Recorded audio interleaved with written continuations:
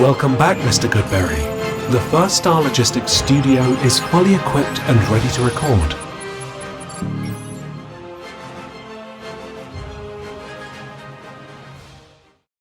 Welcome back to Bengals On The Brain, presented by First Star Logistics. I'm your host, Joe Goodberry. This is episode 232, and it's not a film review episode. I know we've done a lot. We've got about 10 prospects down. We're going to start watching free agents soon. We're 2 weeks away from the scouting combine, so we've got time. I think we're at a good pace right now, and I usually do this when the Super Bowl ends, and everyone is now joined us in the offseason. But when the Super Bowl ends, you can do a lot of reflecting, and I like to look at all the playoff teams, and I do this during the playoffs, but I also do it, championship weekend, when you look at those final four teams. What does it take to get there? Even though we feel like the Bengals have been there recent enough, you kind of lose the plot sometimes when you get this far away, and I think the Bengals have over the last few years. And I think we can look at the Super Bowl and say, okay, what can we learn from the champion, from the Seahawks, right? What can we learn from the other teams that made it close? The Patriots, the Broncos, even the Bills, right? The 49ers, the San Francisco 49ers had a lot of injuries. Defense statistically wasn't great, but they figured out how to win. The Rams, there's a lot of teams here, right, to talk about and say, what do they have in common? Number one, that the Bengals need to emulate. What can you emulate? Because you're built similarly, or you could build, with the right moves in the offseason. And what things you can't do. You can't replicate it. We can't replicate Mike McDonald from the Seahawks, right? He's probably the best defensive coordinator in the league, best defensive play caller. It's not going to happen here. But can you get a good enough defense? Can you be strong enough on defense? Can you build that pass rush? Can you build mindset on defense where everyone is flying and rallying to the ball? Because the Seahawks missed their share of tackles this year, but you could feel they were a good tackling team because 5 guys are approaching the ball rather than 1 or 2, right? So there's a lot of things to take from it. I think I want to compare the Bengals to the Seahawks a little bit, and I also want to talk about that game then where the Seahawks just absolutely dominated the Super Bowl defensively. And on offense, they really didn't have to do much. They got nailed down in the red zone for sure. Patriots held up in the tight red zone area and forced field goals, which the Seahawks were glad to take those field goals. We saw in the playoffs a lot of teams not really understanding that these are going to be close games typically, and you need to get the points when you can. I'm team go for it pretty much almost all the time, but the games are different depending on who your opponent is, how good your offense is, all of the factors that sometimes the data doesn't take into account. The data is the history of the NFL, right? So it works this much.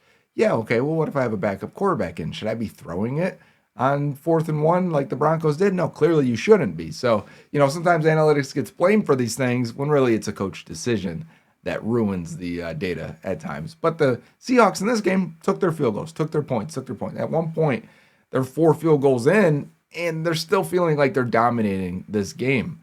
And this defense is up front, waves of pass rush, right? I looked at it, the guys how'd they build this D-line?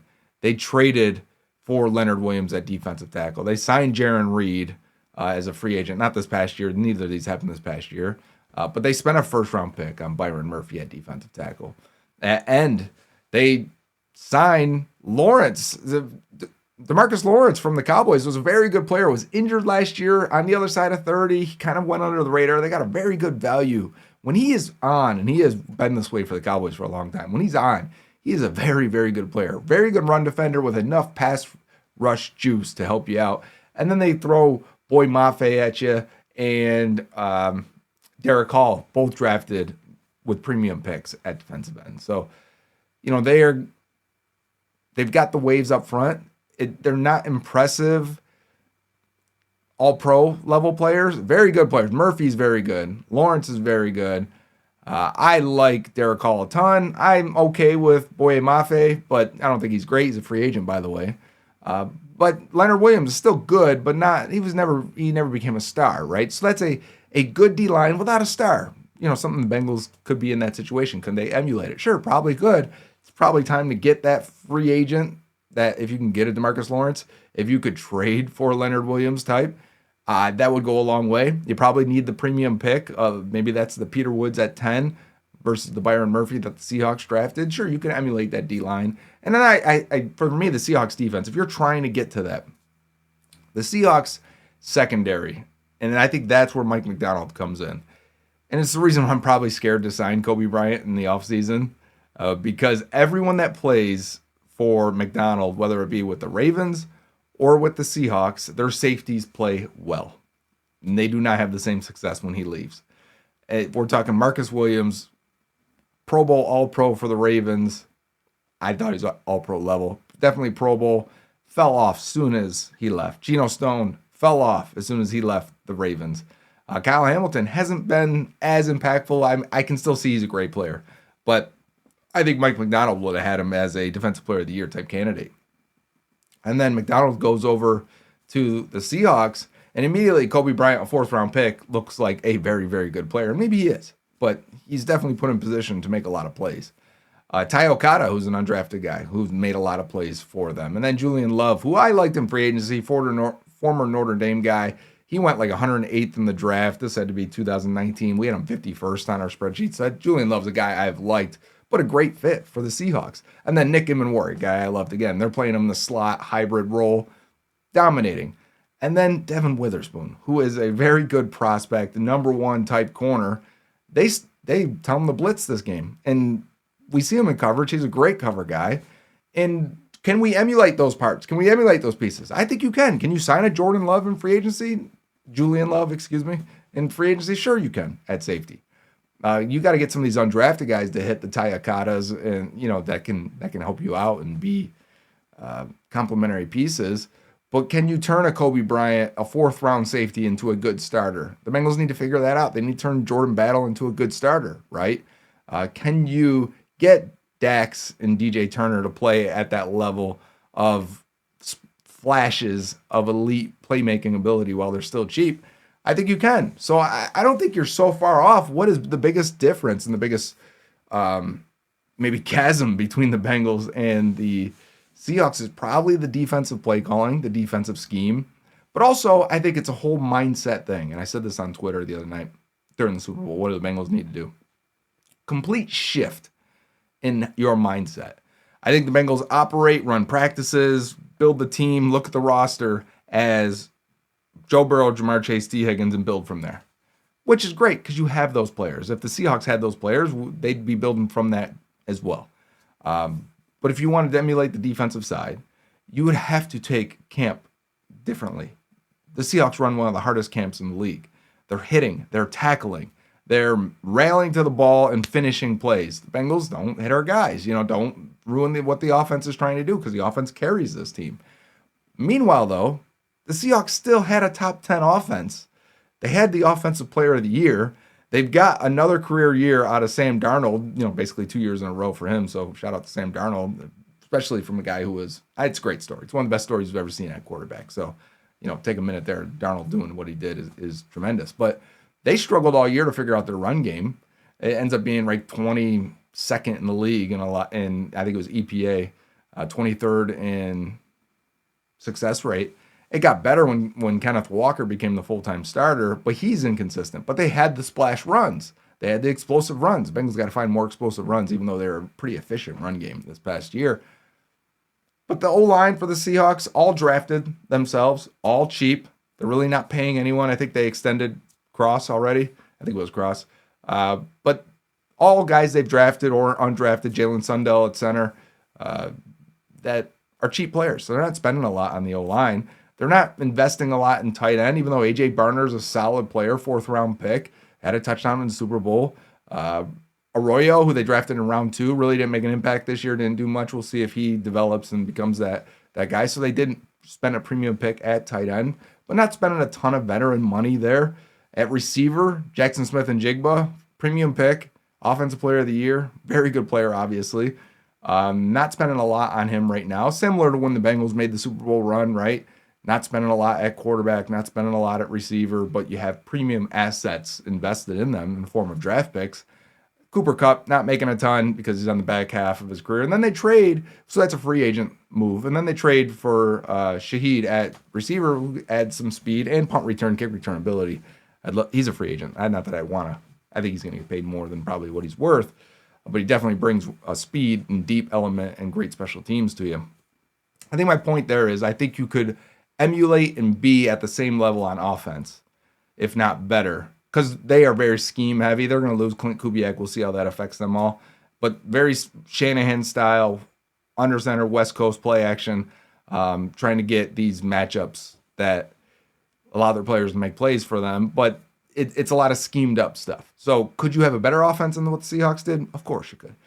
And I think the Bengals aren't far from doing that if they stay healthy. So can they get their defense to the Seahawks level? And I'm spending most of my time talking about the Seahawks here. But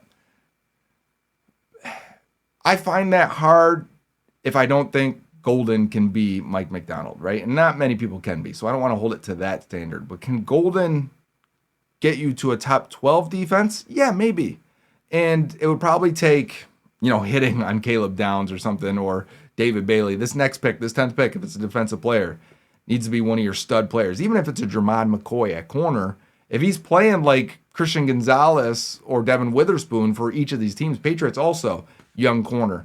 Eagles last year, Quinyon Mitchell and Cooper DeJean. Chiefs before that were young corners as well. You need to get good young corner play for cheap. You typically see this from Super Bowl contending teams, is they're not spending a ton there and getting high-end play. Whether that's coverage is more important than pass rush, maybe, because you could say that for the Patriots too. Their coverage players were better than their pass rush players. Actually, on PFF, the Seahawks and the Patriots were both they're 1 and 2 for coverage grades for the season. So you want to get that if you can. Can Al Golden give you that scheme play? Because these are zone defenses also, and Golden's more man. Can he transition and play more zone that makes quarterbacks hold the ball and for the defense, get your hands on the ball more often? We've yet to see that. So do we have the confidence they can do it? It's probably just hope. And you know how that goes. You can't live with just hoping the Bengals are going to figure that side out. So can you get enough players then? I think you could.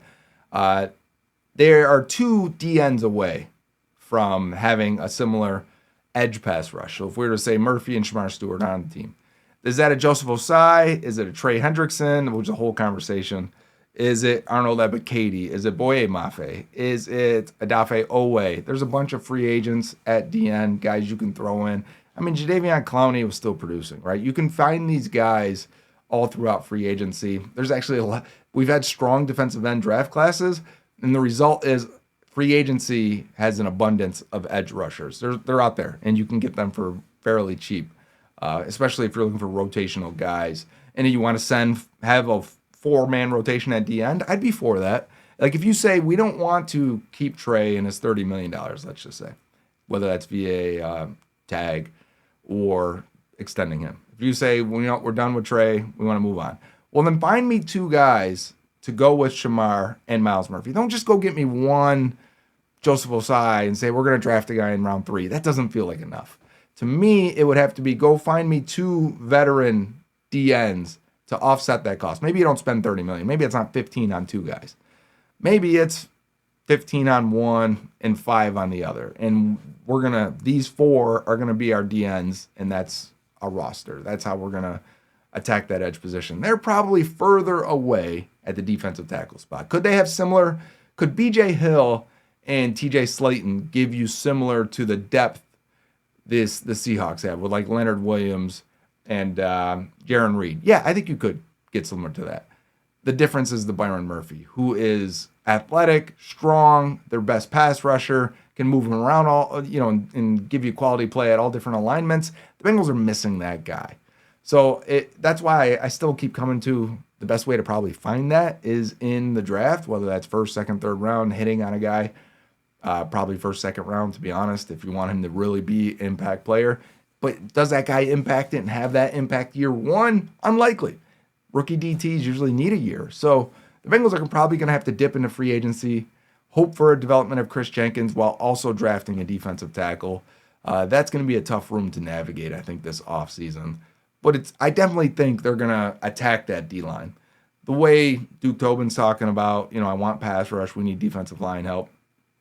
T. Higgins, Jamar Chase at the Super Bowl week. on Radio Row talking about Jeffrey Simmons and Max Crosby. I don't think it's, I think everyone would look at this defense and say, defensive line, pass rush, more athletes on that D-line, more guys that can win with their hands, that can dominate, that can third and long, that guy is winning and making a play. Bengals don't have enough of those guys. I would say currently they don't have one. So and that's the hard part of losing Trey. If you were to say, we're going to keep Trey and we're going to add Peter Woods and a third round pick at the end, I'd be like, you know what? You got a shot there. That gives you at least one guy that can win. That gives you an element at defensive tackle you don't have. And then go get another guy and to rotate in. I'd be for it. I would understand that logic. I don't think the Bengals are savvy enough to make that contract for Trey look good enough to make that worth it, because you would want his cap hit to be much lower than the $30 million of a tag. So that's the only reason I haven't thought about that too much. But I would understand why you would approach it that way. But finding the D-line is going to be big. The Seahawks didn't have great linebacker play outside of Ernest Jones, who they traded for. So, they didn't have a great plan there, and then Jones became available. They traded for him. He's been a very good player for them. But does that mean you don't have to invest there? I think the Bengals are missing leaders in the way that Ernest Jones is, the way that Leonard Williams, Byron Murphy, Lawrence is on the D-line, Witherspoon, Eamon Worry. The Seahawks have a ton of these guys that seem like leaders and that were captains of their teams that previously or in college. Bengals don't seem to have that right now. So they got to find those guys. Maybe that's at linebacker. Maybe you find a guy that can go in and be that. Maybe Barrett Carter and Beatrice might take that next step. But either way, they really aren't too far off what the Seahawks were at linebacker. And even the Patriots were piecing it together with Robert Spillane, right? They free agents that you could fit in there. The Rams, not spending a lot at linebacker either. Nate Landman, this guy runs a 4.8 quality player, but low pedigree type player. So could you do it? Without spending a crazy amount at linebacker or investing too much? I think so. A lot of these teams go through them in the playoffs. They didn't have great linebacker play. And that's, you still need a good defense though. So that can't be the thing that plagues you, which is why I'm struggling with it, because the Bengals, the linebacker play plagued them a lot last year and really sank their defense. So you got to fix that, not let it kill you, but without spending too much. So if they're going to go out and spend the $18 million per year for Devin Lloyd, I'd be like, that's a lot, for probably marginal gain there. But even though I would like them to go get a Leo Chenal or something at linebacker and spend that $8 million and get a guy that can help you in a lot of ways. And we'll break down Leo Chenal and free agent options after probably the combine, because we'll have 2.5 weeks from the end of the combine to when free agency opens, and that'll be our focus on who's our targets and what is this going to look like. But yeah, I think at that point it really leaves safety in slot corner. Slot corner has become a premier position for the best defenses in the league. I read a good article. I think it was from Ted Wynn of The Athletic. Ted's a good dude. Met him at the Senior Bowl a long time ago now, but when he writes, I read it, and he's talking about the slot corner position being that dynamic piece for these defenses, especially the defenses that made it into the playoffs and had good defenses all year. The way you can move with them, defend the run with them, move with them isn't moving them around, defend the run with them and staying in a too high shell, having them play a little bit of linebacker, having them blitz, having them defend the run, but be athletic enough to cover at the same time. It's a key position. Now, the Bengals right now have Jalen Davis, and he's 30 years old, and he needs to be signed even for this year. So as of right now, they don't really have anyone. Can they upgrade that spot? Can they would they put Dax back there if they found a boundary corner? If Jermon McCoy was their pick at 10. And I'm not pushing this. I'm just saying, keep your eyes open. If McCoy's the pick and they put Dax back in the slot, well, your corner room from the starter standpoint looks really good. And then you could actually use Dax and be dynamic with him. But they didn't. When he was that gives me my pause, because they didn't. So the best defenses in the league are using that guy in that position to really offset some of the challenges and the imbalances you face. The Bengals didn't do that when Dax was playing slot. And I liked him on tape, but the plays weren't there. The splash plays weren't there because Al Golden wasn't using him that way, wasn't using him as a plus player. And that gives me pause because can Golden do it? Would he recognize it? Would he change enough at that position to maximize it if you spend a premium asset on a guy? And that brings me to Caleb Downs and that option, because I think Caleb Downs can play free, strong, and slot. We're talking about a guy who scores really high for us, similar to Eamon Wari, who was a safety, played the slot, was a 100th percentile grader based on PFF for a safety when in man coverage. Downs is a 99th percentile grader in man coverage. You can put him in the slot. So you could sign a safety in free agency, still draft Downs, and still play Downs, that free agent safety, and Jordan Battle, and figure it out from there. And that secondary at that point, whoa, looks really, really good, right? Imagine Downs in the slot with Dax and DJ Turner, Nick Cross and Jordan Battle at safety, whoever you want to put in there. Brian Cook, Kobe Bryant. There's a ton of safeties out there, ton in free agency. It's really loaded, and it's good in the draft too. So this applies to other players as well. But you could easily get there to that point where your secondary is a strength. I think in this offseason, harder for the defensive line. But I do think free agency-wise, we're looking at a couple D linemen, maybe a linebacker, and a safety. And then what do they want to do at the slot spot? So that'll be the most interesting one for me to getting them to the hump. I think the offense can be there. I think they need to be probably a more physical up front, but they ended that way. So it's hard for me. If you look at a full season, the Bengals running numbers and pass protection numbers don't look great.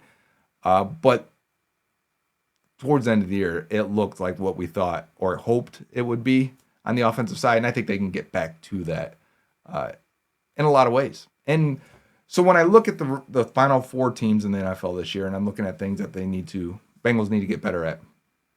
They need to get better in coverage. I think a lot of that is at linebacker and safety. They need to get better in the pass rush department. The final teams had some of the most pressures from the interior of all the teams in the league. The final four teams did. The final four teams were also some of the healthiest teams in the league all year, so we can't forget that part. You got to stay healthy. So while I'm saying go harder in training camp, we also need to stay healthy. So there's a balance there that is above my pay grade. That's for Zach Taylor to figure out. But I think the pass rush and the coverage is the main thing. And you could say, well, the tackling, I think all this gets better if you're applying more pressure. I think you can become a better tackling team. I think you can become a more energetic team. I think you can float to the ball without, maybe that's the leadership part. What I was going to say is without making massive changes or thinking that they just can't. Tackling is so sporadic in the NFL. We've seen great tackling teams not change anything. Next year, they're not as good. We've seen bad tackling teams not change a lot and be good tackling teams the next year. The changes are usually underground. They're usually how you approach it, how you get the mindset going, how you game plan, how you get these guys just firing at all points, right? And convince them to all flow to the ball and be there for each other. And maybe that's getting the Caleb Downs, right? Maybe that's getting that captain at linebacker, that captain at defensive end, whatever it may be, to really get Max Crosby and Caleb Downs. Does that change your defensive mindset? Probably does, right? Like those two guys could change it. It's hard to get those guys, but you can find them, and you got to look for them. That's part of free agency, right? That's why you're excited to sign some of these guys sometimes, because it can change the formula, can change the recipe on the defensive side. And I think that's the biggest thing they need to do while also adding free agents and hitting on their draft pick. The Seahawks, we're going to spend a lot of time talking about the Seahawks. Seahawks have drafted so well. Not to pat myself on the back, the Seahawks are the most aligned team of anyone. We went back and looked at this, of our spreadsheets over the last 4 years. I think it was 4 years. 4 drafts, the Seahawks align with us the most from our pre-draft scores. So, of course, I think they draft well. But did you not watch that and think they draft well also? They've done well in free agency. They've done well in coaching. There's a reason the Seahawks keep finding a way back, keep finding a way to rebuild, and stay competitive even in their bad years. I mean, they've picked ahead of the Bengals only slightly, right? When they took Byron Murphy, we got Mims, I think, with the next pick. We've been right around each other when we took Dax Hill, they took Boye Mafe, right? So it's been close, but haven't been able to get the same level of impact some of their draft picks have been getting. They've been nailing it, and the Bengals haven't been. Obviously, I talk about that a ton. But the Patriots were different. They were built different. They were built on a lot of free agents coming in. They were built like the 2021 Bengals, where you've got a cheap quarterback. They didn't have the Jamar Chase, T. Higgins, clearly, but they had young guys at receiver. Pop Douglas, Keyshawn Boutte can make plays for you. They were getting good, cheap running back play with Ramondre Stevenson and Travion Henderson. So they rebuilt that offensive line, although it was poor. May got hit a bunch, broke a lot of Burrow's records throughout the playoffs and Super Bowl in a negative way. So you don't want to be there. But what the Patriots did do was sign a ton of free agents on the O-line, at receiver, on the defensive line, at linebacker, at safety, at corner. Like, that's the recipe. The Bengals have a ton of cap space this year. They've got at least $50 million to spend on cap space. They've got upwards of $90 million plus in cash to spend. So if they do it right, they could really maximize and flip this roster. They also, if they wanted to do the restructures, and that's going to be a whole conversation. Last year, one of my highest episodes was cash versus cap. We talked a little bit about restructures, but we don't talk about it because the Bengals have never restructured a contract in their past. If you say Joe Mixon, because that's the first thing you think of, that wasn't a restructure. That was a tear up of the old deal and a re-signing of a new deal, which is different. We got to use the definitions we use, or else words don't mean a thing unless we keep the definition. The restructure is when you convert their base salary into bonus money in order to spread out the signing bonus for multiple years and reduces cap hit. The cash is still the same, but you've now spread out the cap hit to future years where the cap is exploding exponentially. And the Bengals seem to be very nervous about taking advantage of that opportunity to push money into future years where it's worth less because it's going to be a smaller and smaller percentage of the cap. The Bengals have never restructured a contract. If they do, and if they do the simple restructures, these aren't extreme restructures, simple restructures, they could have upwards of 90 to 100 million on the simple, depending on how many players they want to do. Cap 90 million to 100 million in cap space available for them just by doing the simple restructures. They can do whatever they want this offseason if they're willing. And if they don't restructure these guys, it's pretty much a sign. Like, all of the big teams restructure players every year. Every year they're looking for cap space, and that's a simple way to do it.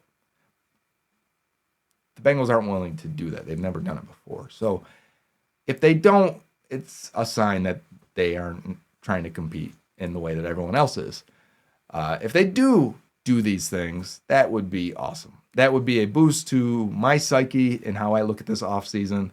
And maybe those things happen right away. Maybe they happen during the summer. You can do them at any time, depending on when they're... Because they have to extend their own guys, too.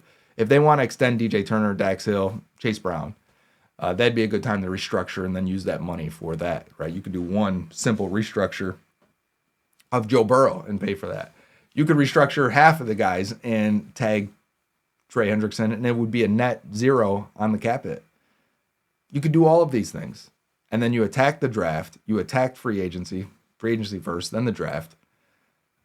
And you're in good shape. And this team could be where we want them to be, even with maybe not the fullest confidence in the coaching staff for the Bengals, right? I know a lot of people don't love Zach Taylor. I know a lot of people don't love Al Golden. We don't have the full faith that Duke Tobin can make the right picks and get this done and coordinate that draft room. But it's the offseason now, and it's the hope that they can do it because they have done these things in the past. They have had good signings and value signings. They have had good draft picks, right? They've had great draft classes. They've had great draft classes and free agencies in the same year, 2021, 2020. You can do that again. And if they do, we can be having this conversation much differently.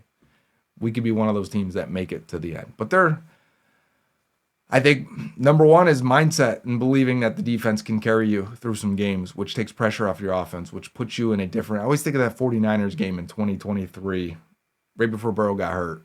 They beat the Bills and then the 49ers. And that was such a complete offense and defense complementary type game that I want them to look like that more often. And I think you can if you get a defense that plays the way a championship caliber defense would play. So it's all in front of the Bengals. I think it's clear, like T and Jamar have been saying, it's clear what they need. I spent 30 minutes saying what they need and comparing it to the championship Seahawks.